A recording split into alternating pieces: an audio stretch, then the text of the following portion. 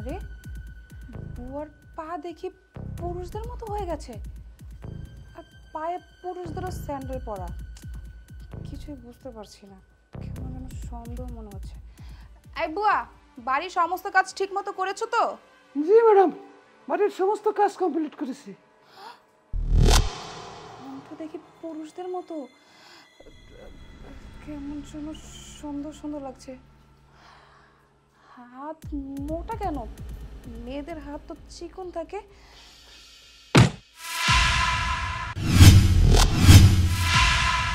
ডাকাত!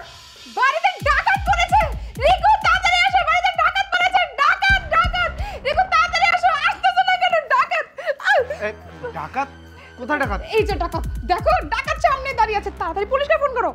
হ্যাঁ হ্যাঁ, তুই ঠিক বলেছো, আমি এখনই পুলিশকে ফোন দিচ্ছি। এই, তোর লজ্জা করে না? তুই মানুষের বাসায় ডাকাতি করতে এসেছিস, তাও আবার শাড়ি পরে? তোর কত বড় সাহস! তুই একটা নির্লজ্জ মানুষ। দাঁড়া, তোকে এখনই পুলিশে ধরিয়ে দেবো। আমি পুলিশকে ফোন দিচ্ছি। এই বোকাচোদ, এখন কি প্রশ্ন করার সময়? হ্যাঁ, তুমি ওনাকে এত প্রশ্ন কেন করছো? তুমি তাড়াতাড়ি পুলিশকে ফোন দাও, ওকে ধরিয়ে দাও। না না স্যার, আমার পুলিশে দেবেন না প্লিজ স্যার, আমার কথাটা শুনুন। এই, তোর কথা কি শুনবো? হ্যাঁ, একে তো ছদ্মবেশে আমাদের বাড়িতে ডাকাতি করার জন্য এসেছিস, আবার বলছিস তোকে আমি পুলিশে দিব না? হ্যাঁ, তোকে তো এক্ষুনি পুলিশে দেওয়া উচিত। ও তো ঠিকই বলেছে, আপনি শাড়ি পরে আমাদের বাসায় ডাকাতি করতে ঢুকেছেন। আপনার কথা শোনার কি আছে? হ্যাঁ, আপনি একটা ডাকাত, আপনি চোর। আমাদের বাড়িতে সব কিছু চুরি করার জন্য আপনি চলে এসেছেন, তাই না? আমার কি মনে হয় জানো, ও আসলে কাজের বুয়ার সাথে প্ল্যানিং করে আমাদের বাসায় ডাকাতি করতে ঢুকেছে। না স্যার, আমার কথাটা শুনুন স্যার, আমি ডাকাত না, আমার পুলিশে দেন না। এই, কি বলতে চাচ্ছিস? হ্যাঁ, তাড়াতাড়ি বল। তোর মতো ডাকাতের কথা শোনার মতো কিন্তু সময় আমাদের হাতে নেই, জলদি বল, নয়তো পুলিশকে ফোন দিয়ে এখনই এখানে নিয়ে আসবো। ম্যাডাম, আমি হলাম আপনাদের কাজের বুয়া রহিমার স্বামী। আমি এসেছিলাম আপনাদের বাড়ির সমস্ত কাজকর্ম করে দিতে, কারণ আমার স্ত্রী খুব অসুস্থ, তাই সে কাজে আসতে পারবে না। তাই ভাবলাম যে আমি আপনাদের বাড়ির সমস্ত কাজগুলো করে দিয়ে যাই। স্যার, ও তো অনেকের বাসায় কাজ করে, যখনই অসুস্থ হয়ে যায় তখন হইলে আমার ছোট মেয়েকে পাঠিয়ে দিতে হয়, তা না হইলে তারা বেতন কেটে নিয়ে যায়। তাই ভাবলাম আমি নিজে এসে আপনাদের বাড়ির কাজগুলো করে দিয়ে যাই, তাহলে আপনারা হয়তো আর বেতন কাটবেন না। আপনারা বেতন না কাটলে আমাদের সংসারটা ভালো চলবে, এই জন্যই ছদ্মবেশে এসেছি আপনাদের বাসার কাজকর্ম করে দিতে। আপনি রহিমার হাজবেন্ড? তাহলে এইভাবে আসার কি দরকার ছিল? আপনি তো আমাদের কাছে বললেই পারতেন। আর রহিমা হচ্ছে আমাদের বাড়ির কাজের মেয়ে, ও আমাদের বাড়ির সব কাজকর্মই করে। আমি অসুস্থ হলেও তো আমার সেবা যত্ন করে আমাকে সুস্থ করে তোলে। তো ও যেহেতু অসুস্থ, আমাকে বললেই তো হতো, আমি রহিমাকে ছুটি দিয়ে দিতাম। কিন্তু রহিমার শাড়ি পরে ছদ্মবেশে এভাবে আসাটা আপনার ঠিক হয়নি। হ্যাঁ, সেটাই তো।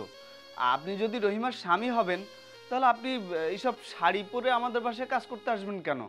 তাছাড়া আপনি তো নর্মালি আমাদের বাসায় কাজ করতে আসতে পারতেন, আমরা আপনাকে কিছু বলতাম না। আপনি শাড়ি কেন পরেছেন?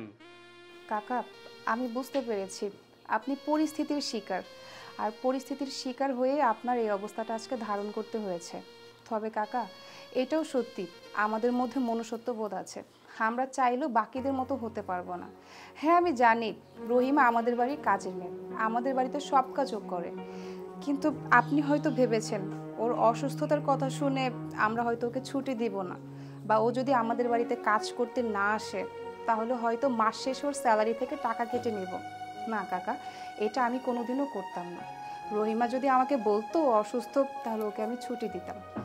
আর ও যেহেতু আমার বাড়ির সমস্ত কাজ করে, আমাকে হাতে হাতে সাহায্য করে, এটা তো আমার আরও খুশি হওয়া উচিত যে ওর বিপদের সময় আমরা ওর পাশে থাকতে পারবো, ওকে সাহায্য করতে পারবো। আমাদের সমাজে এখনো কিছু মানুষের মধ্যে কিছু ভুল ধারণা আছে।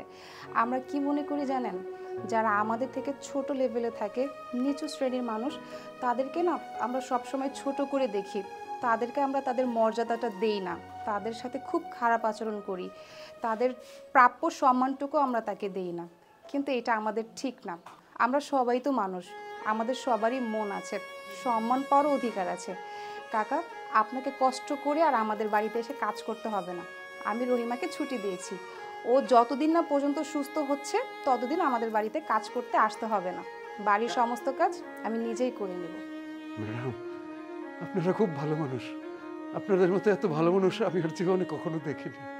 সাহেব, তাহলে আমি কাপড়টা চেঞ্জ করে আসি, চেঞ্জ করে আইসা পরে বাড়িতে চলে যাই।